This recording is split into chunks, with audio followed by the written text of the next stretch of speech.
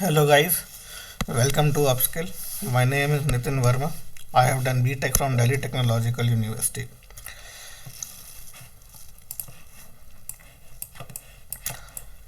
In this video, we are going to talk about how to prepare for UPSC prelims. Prelims is the first stage of UPSC. It involves two papers, paper 1 and paper 2. Paper 1 is general studies and paper 2 is CSAT. Let's see the syllabus of general studies first.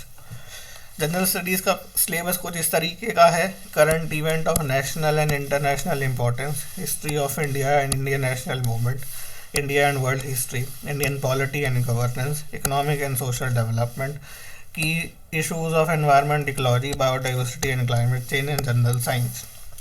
देखिए, जब आप UPSC prelims का syllabus आज मारेंगे तो इस तरीके की पीडीएफ आपको मिलेगी, लेकिन इसे ये समझ नहीं आता कि यूपीएससी की तैयारी के लिए कौन कौन से सब्जेक्ट करने होते हैं। इसकी सब डिवीज़न के लिए मैं ये वीडियो लेके आया हूँ।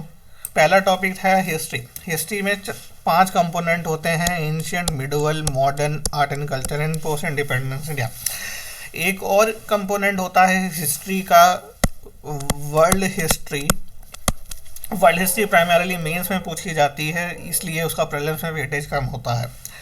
अब देखिए एंशिएंट इंडिया को कैसे प्रिपेयर किया जा सकता है। एंशिएंट इंडिया प्रिपेयर करने के लिए आपको एक तो ओल्ड एनसीईआरटी पढ़नी पड़ेगी, आर.एस. शर्मा की, एंशिएंट इंडिया उसका नाम है। एक क्लास 12th की एनसीईआरटी पढ़नी पड़ेगी, themes of Indian history part 1 है। और एक और किताब जो पढ़नी पड़ेगी, वो जो किताबें जो पढ़नी पड़ेंगी वो है एंशिएंट इंडिया। 6th क्लास की एनसीईआरटी पढ़नी पड़ेगी, बोथ ओल्ड एंड न्यू। जो 6th क्लास की न्यू एनसीईआरटी है उसका नाम है आर पास, और 6th क्लास की एनसीईआरटी जो पुरानी है उसका नाम है एंशिएंट इंडिया। इतना आप कर लीजिएगा, आपका एंशिएंट इंडिया प्रिपेयर हो जाएगा। मिडिवल इंडिया पे चलते हैं। मिडिवल इंडिया प्रिपेयर करने के लिए आपको एक तो सतीश चंद्रा पढ़नी पड़ेगी, हिस्ट्री ऑफ मिडिवल इंडिया इसका नाम है। एक किताब आपको क्लास 12th की पढ़नी पड़ेगी, themes of Indian history part 2 है ये।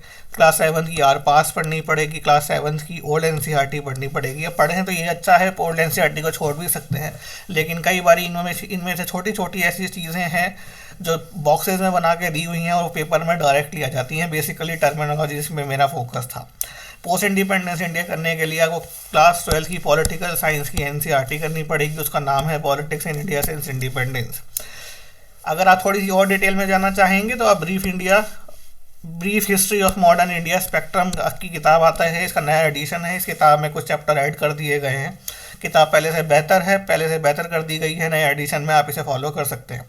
देखिए मॉडर्न इंडिया के लिए क्या करना है। मॉडर्न इंडिया जिस डिटेल में क्वेश्चन आते हैं मॉडर्न इंडिया के, वो काफ़ी डिटेल में होते हैं और कई बार ऐसे क्वेश्चन भी आते हैं जिन्हें आप अटैम्प्ट भी नहीं कर पाएंगे।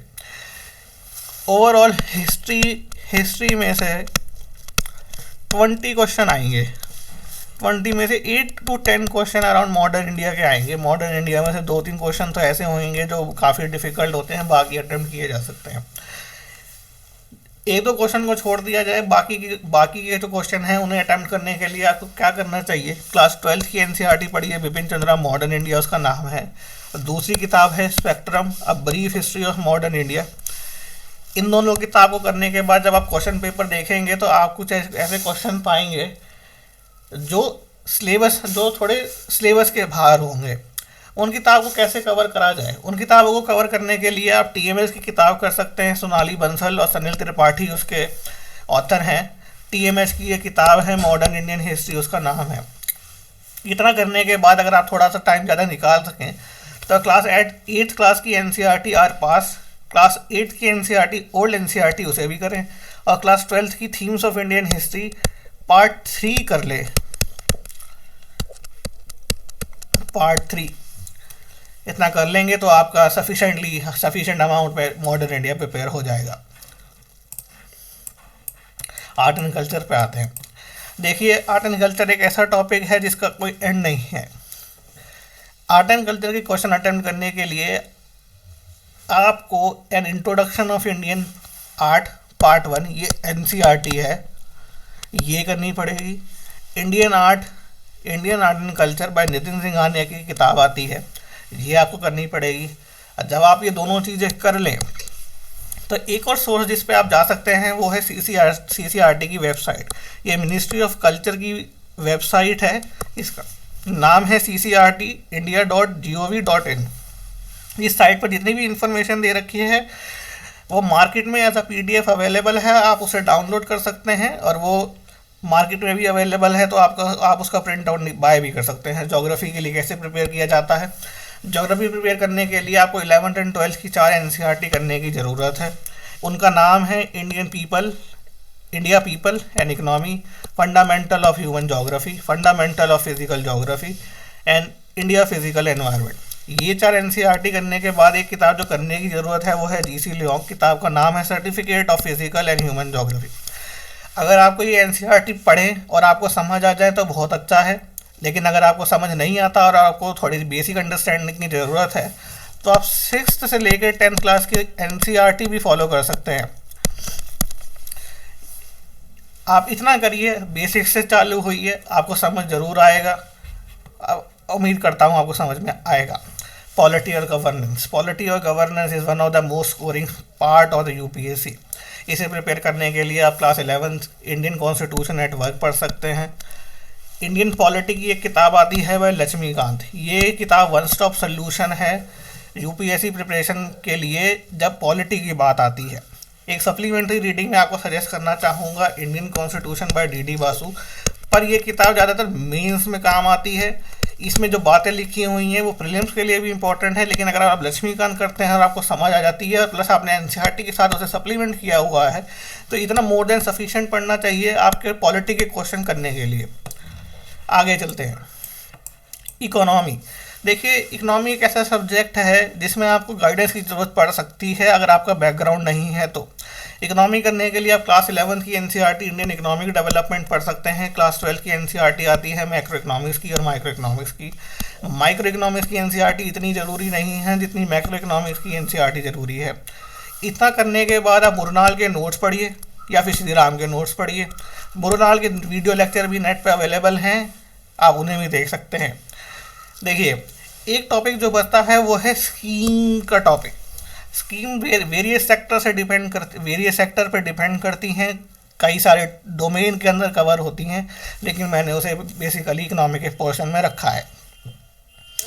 स्कीम का डॉक्यूमेंट कवर करने के लिए आप विजन का जो मटेरियल आता है, स्कीम्स का मटेरियल करके आता है, वो प्रीलिम से पहले आता है, बड़ा कंसाइज होता है। सारे इंस्टीट्यूट इसे निकालते हैं, लेकिन विजन का डॉक्यूमेंट मेरे ओपिनियन में सबसे अच्छा है, आप उसे रेफ़र कीजिए। एनवायरनमेंट कैसे प्रिपेयर करें। देखिए, इंडियन सिविल सर्विसेज और फॉरेस्ट सर्विसेज का जो प्रीलिम्स होता है, इनका जो प्रीलिम्स है वो इकट्ठे ही होता है। जब से इंडियन फॉरेस्ट सर्विसेज का प्रीलिम्स होने लगा है UPSC के साथ, तब से एनवायरनमेंट के पोर्शन की जो परसेंटेज है पेपर में वो बढ़ गई है। एनवायरनमेंट कैसे प्रिपेयर करा जाए। क्लास 12th की बायोलॉजी की NCERT में से स्पेसिफिक चैप्टर मैं आपको बता देता हूँ, चैप्टर 13 to 16।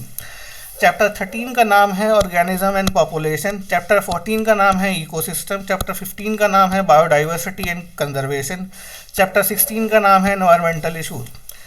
इतना पढ़ने के बाद आपको क्या करने की ज़रूरत है, शंकर IAS उठाइए, उसके नोट्स पढ़िए। ये बहुत डिटेल में है, इसकी रीडिंग लीजिए, नोट्स बनाइए, उन्हें रिवाइज कीजिए। एक टॉपिक जो अक्सर पेपर में देखा गया है जो बच्चों को परेशान करता है वो है बायोडाइवर्सिटी नेशनल पार्क का पोर्शन। ये एनिमल कहाँ है, ये पर्टिकुलर एनिमल कहाँ है, ये नेशनल पार्क कहाँ है, ये नेशनल पार्क इधर है, इसमें ये वाला एनिमल मिलता है। इस तरीके के क्वेश्चन आते हैं पेपर में। इनको करने के लिए या तो आप गूगल पे जाइए, एक नेशनल पार्क को सर्च करिए, उसकी लोकेशन देखिए, उसके बारे में पढ़िए। एक काम जो आप, अगर आपके पास टाइम कम है, जो आप कर सकते हैं वो है लेवल अप IAS का मटेरियल आप रेफ़र कर सकते हैं। ये कंसाइज समरी है वेरियस नेशनल पार्क की और इसमें कवर कर रखा है अच्छे से। जनरल साइज़ की बात कर लेते हैं।